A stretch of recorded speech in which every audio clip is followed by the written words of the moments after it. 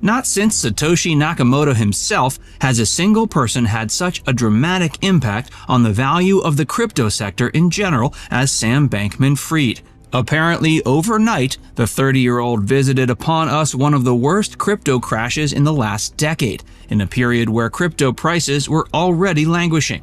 In the wake of this disaster, we as crypto investors must ask ourselves how the hell this was allowed to happen. Understanding exactly who Sam Bankman-Fried is and how he gained a position of such power and influence is an integral part of ensuring this mistake is not repeated.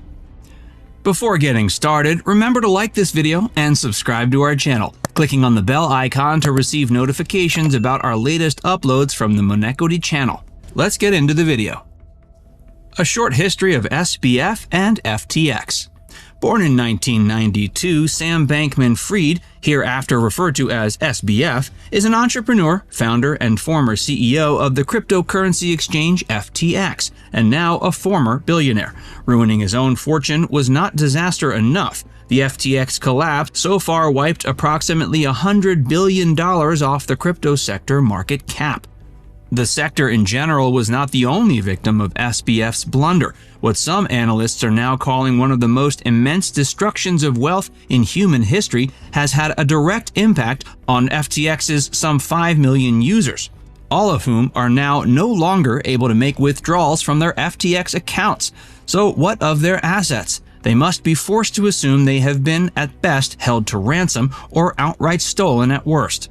Incorporated and based in the Bahamas, notable mainly for its sunny beaches, pleasant weather, and lax taxation and regulatory posture, FTX was regarded as one of the significant cryptocurrency exchanges in the sector, offering quick transactions and almost limitless liquidity on every asset available on the platform. FTX focused firmly on aping traditional currency exchanges in a format and structure familiar to existing Forex investors. This is clear to see in the wording of the white paper for the platform's in-house crypto token FTT, which has a strong focus on integrating the exchange and, by extension, the crypto sector in general into the existing financial services sector, with all the centralization and government regulation which that entails. If that sounds like a strange or even dangerous goal for a crypto exchange, you'd be absolutely right. 7 disturbing facts about SBF. Understanding who SBF is as a person is essential to understanding how this unique disaster came about. From the simple arrogance of inexperience to links with persons and organizations wholly opposed to the existence of crypto assets, SBF was arguably one of the worst individuals imaginable to entrust with running a centralized crypto exchange for the benefit of its users and investors. 1. Too much, too young, too fast. A mixture of immense familial wealth and institutional connections saw SBF trading international ETFs at Jane Street Capital before he had even graduated college. Undoubtedly talented in his field, SBF graduated from MIT with a major in physics and a minor in mathematics in 2014 before returning to Jane Street Capital. He left Jane Street in 2017, and shortly after, he became involved with the effective altruism movement. More on that later. In 2018, SBF identified an arbitrage in the relative price of Bitcoin in the US and Japan. It could pull $25 million daily, essentially from nowhere, for doing nothing for the entirety of its duration. Through a combination of institutional and familial connections, dodgy elite mutual assistance clubs, and undeniable flair for STEM, but in the most significant part, dumb luck, SBF had amassed sufficient capital to establish his own cryptocurrency exchange before he was barely out of his mid-20s. That is how a man with little more than 5 years in finance and 2 years in crypto ended up in a position most finance professionals could work a lifetime for and remain underqualified. 2. Keeping it in the family. It cannot be overstated how much SBF is part of the US's institutionalized elite class. Born to 2 professors at Stanford Law School, Barbara Fried and Joseph Bankman could not doubt their son's academic excellence.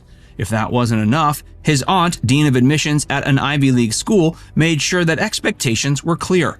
But you may find it instructive to learn that SBF often plays video games throughout his business meetings. Unsurprisingly, his brother has worked on Wall Street for most of his life. However, he is now the director of an organization called Guarding Against Pandemics, which presumably can be judged by its successes. Of course, draw your own conclusions from that. 3. The Democrat. A man's political affiliation are a small bandwidth with which to judge the entire spectrum of his character. However, when we say SBF is a Democrat, we mean he is a Democrat.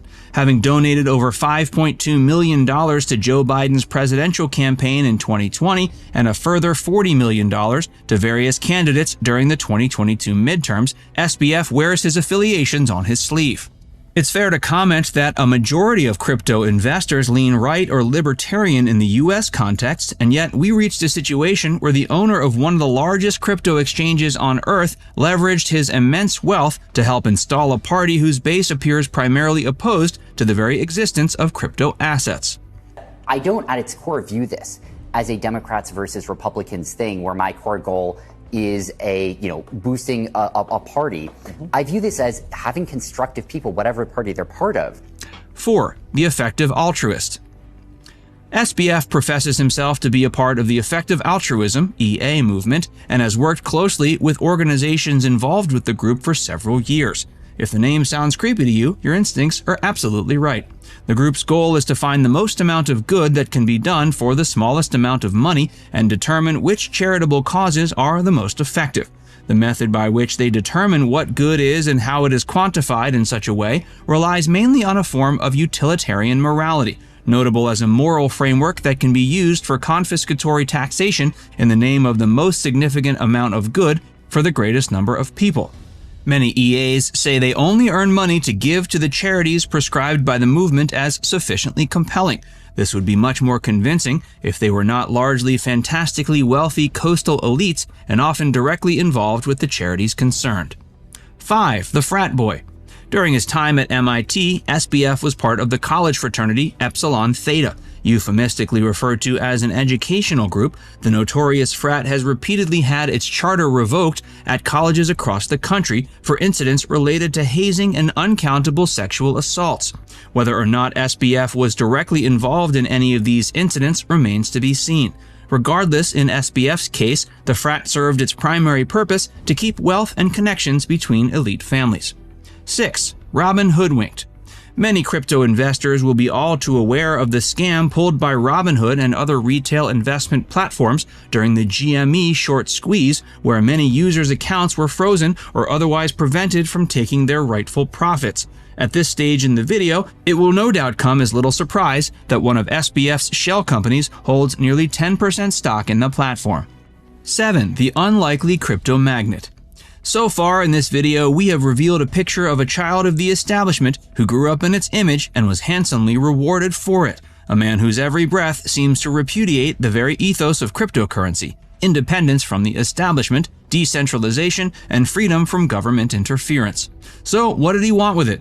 Aside from enriching himself, his family, and his network of peers, which is admirable in and of itself, SBF appears to have surveyed the crypto landscape and decided that everything we cherish about it was a problem, and with the arrogance of the aristocrat that he is, took it upon himself to fix them.